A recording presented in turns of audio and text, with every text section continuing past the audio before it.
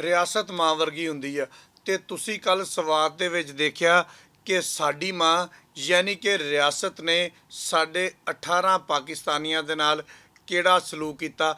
ਕਿਆ ਕੋਈ ਐਸੀ ਸੰਗ ਦਿਲ ਬੇਹਿਸ ਬੇਪਰਵਾਹ ਲਾਪਰਵਾਹ ਮਾਂ ਤੁਸੀਂ ਦੇਖੀ ਆ? ਨਹੀਂ ਦੇਖੀ ਤੇ ਦੇਖ ਲਓ। ਉਹ ਆ ਸਾਡੀ ਰਿਆਸਤ ਜਿਹਨੂੰ ਲੋਕ ਕਹਿੰਦੇ ਆ ਰਿਆਸਤ ਮਾਂ ਵਰਗੀ ਹੁੰਦੀ ਆ।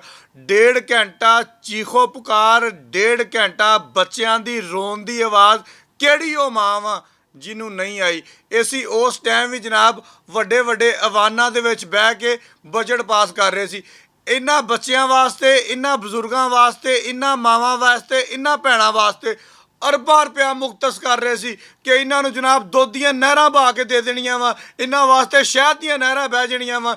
ਇਹ ਨਹੀਂ ਪਤਾ ਜਨਾਬ ਇਹਨਾਂ ਨਹਿਰਾਂ ਦੇ ਵਿੱਚ, ਇਹਨਾਂ ਦਰਿਆਵਾਂ ਦੇ ਵਿੱਚ ਇਹਨਾਂ ਨੂੰ ਡੁੱਬਦੇ ਆਇਆਂ ਨੂੰ ਕਿਸੇ ਨੇ ਨਹੀਂ ਬਚਾਉਣਾ। ਡੁੱਬ ਕੇ ਮਰ ਜਾਣਾ ਚਾਹੀਦਾ, ਸ਼ਰਮ ਨਾਲ ਮਰ ਜਾਣਾ ਚਾਹੀਦਾ। 12 ਸਾਲ ਹੋ ਗਿਆ ਜਨਾਬ ਉੱਥੇ ਤੁਹਾਡੀ ਹਕੂਮਤ ਆ। ਅਗਰ 12 ਸਾਲਾਂ ਦੇ ਵਿੱਚ ਵੀ ਤੁਸੀਂ ਇਸ ਆਵਾਮ ਵਾਸਤੇ ਕੁਝ ਨਹੀਂ ਕਰ ਸਕੇ ਤੇ ਮੇਰਾ ਖਿਆਲ ਆ ਕਿ ਇਸ ਦਰਿਆ ਦੇ ਵਿੱਚ ਅੱਜ ਸ਼ਾਮ ਨੂੰ ਇਹਨਾਂ ਸਾਰਿਆਂ ਨੂੰ ਸੁੱਟ ਦੇਣਾ ਚਾਹੀਦਾ ਵਾ, ਤਾਂ ਕਿ ਜਿਸ ਤਰ੍ਹਾਂ ਉਹ ਮਾਵਾਂ ਦੇ ਲਾਲ ਰੁੜੇ ਆ ਇਹਨਾਂ ਨੂੰ ਹੀ ਪਤਾ ਲੱਗੇ। ਮੈਂ ਇੱਥੇ ਜਨਾਬ ਗੁਜ਼ਾਰਿਸ਼ ਕਰਾਂਗਾ, ਇੱਥੇ ਕਿਸੇ ਵਜ਼ੀਰ ਦਾ ਪੁੱਤਰ ਹੁੰਦਾ, ਇੱਥੇ ਕਿਸੇ ਵਜ਼ੀਰ ਦੀ ਮਾਂ ਹੁੰਦੀ, ਇੱਥੇ ਕਿਸੇ ਵਜ਼ੀਰ ਦੀ ਭੈਣ ਹੁੰਦੀ, ਮੈਂ ਦੇਖਦਾ ਕਿੱਦਾਂ ਹੈਲੀਕਾਪਟਰ ਨਹੀਂ ਆਉਂਦੇ, ਕਿੱਦਾਂ ਰੈਸਕਿਊ ਵਾਲੇ ਨਹੀਂ ਆਉਂਦੇ। ਬਹੁਤ ਵੱਡਾ ਆਸਾਨ ਕਰਤਾ ਜਨਾਬੇ ਅਲੀ ਇਹਨਾਂ 18 ਲਾਸ਼ਾਂ ਦੇ ਉੱਪਰ ਵਜ਼ੀਰ ਆਲਾ KPK ਨੇ।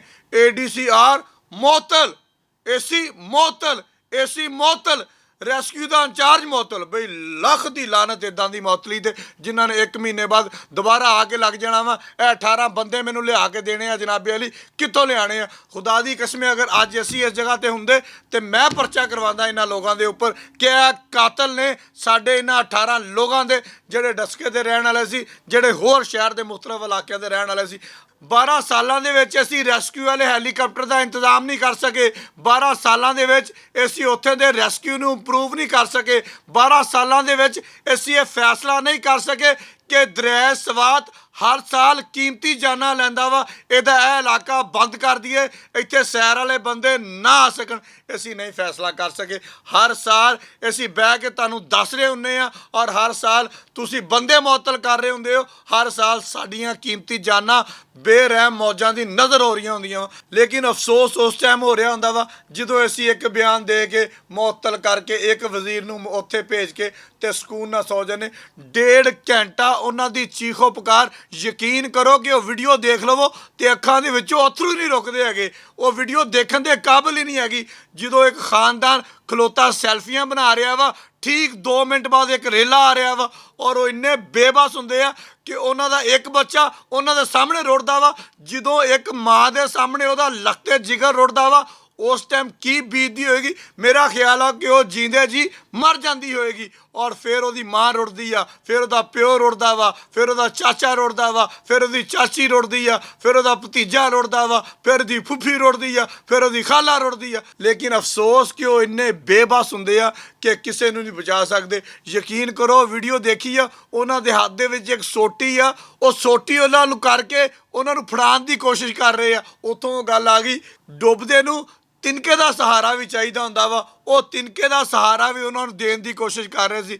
ਲੇਕਿਨ ਦਰਿਆ ਦੀਆਂ ਮੌਜਾਂ ਐਡੀਆਂ ਬੇਰਹਿਮ ਸੀਗੀਆਂ ਕਿ ਉਹਨਾਂ ਨੂੰ ਲੈ ਕੇ ਤੇ ਕਿਤੇ ਦੀ ਕਿਤੇ ਪਹੁੰਚ ਗਈਆਂ। ਫਿਰ ਜਨਾਬੇ ਅਲੀ ਰੈਸਕਿਊ ਵਾਲੇ ਆ ਗਏ, ਫਿਰ ਜਨਾਬੇ ਅਲੀ ਮੁਕਾਮੀ ਅਫਰਾਦ ਆ ਗਏ, ਫਿਰ ਉਹਨਾਂ ਨੇ ਛਾਲਾਂ ਮਾਰੀਆਂ, ਫਿਰ ਉਹਨਾਂ ਨੇ ਲਾਸ਼ਾਂ ਕੱਢ ਲਈਆਂ। ਜ਼ਿੰਦੇ ਨਹੀਂ ਕੱਢ ਸਕੇ ਅਸੀਂ ਲਾਸ਼ਾਂ ਕੱਢ ਲਈਆਂ। ਲਾਸ਼ਾਂ ਕੱਢ ਕੇ ਫਿਰ ਸਾਡਾ ਇੱਕ ਹੋਰ ਕੰਮ ਸ਼ੁਰੂ ਹੋ ਗਿਆ। ਜਨਾਬ ਮੈਂ ਇਹਦੇ ਵਾਸਤੇ ਕਹਾਂਗਾ ਇੱਕ ਆਲਾ ਸਤ੍ਹਾ ਦੀ ਕਮੇਟੀ ਬਣਾਓ ਜਿਹਦੇ ਵਿੱਚ ਇਹ ਫੈਸਲਾ ਹੋਵੇ ਕਿ ਇਹਨਾਂ ਮਰਨ ਵਾਲਿਆਂ ਦਾ ਕਾਤਲ ਆਖਰ ਕੌਣ ਆ। ਅਸੀਂ ਮਰੀ ਦੇ ਵਿੱਚ 21 ਲਾਸ਼ਾਂ ਦੇਖੀਆਂ, ਬਰਫ਼ਬਾਰੀ ਹੋ ਗਈ।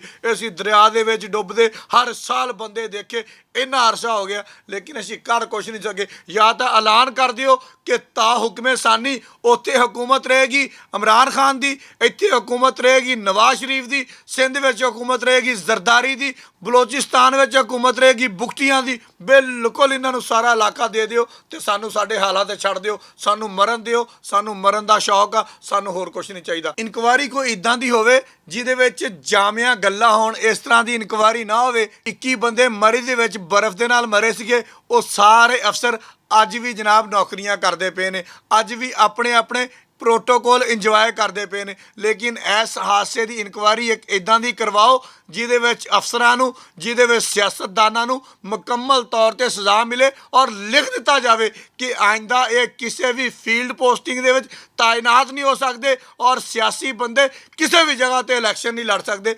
ਫਿਰ ਅਸੀਂ ਇਨਸਾਨ ਦੇ ਬੱਚੇ ਬਣਾਂਗੇ, ਨਹੀਂ ਤਾਂ ਇਸ ਤਰ੍ਹਾਂ ਨਹੀਂ ਹੋਣਾ। ਫਿਰ ਇਸ ਤਰ੍ਹਾਂ ਮਰਦੇ ਰਹਿਣਗੇ, ਡੁੱਬਦੇ ਰਹਿਣਗੇ, ਅਸੀਂ ਆ ਕੇ ਤੁਹਾਨੂੰ ਦੱਸਦੇ ਰਵਾਂਗੇ, ਤੁਸੀਂ ਸੁਣਦੇ ਰਹੋਗੇ। ਬਹੁਤ ਸ਼ੁਕਰੀਆ।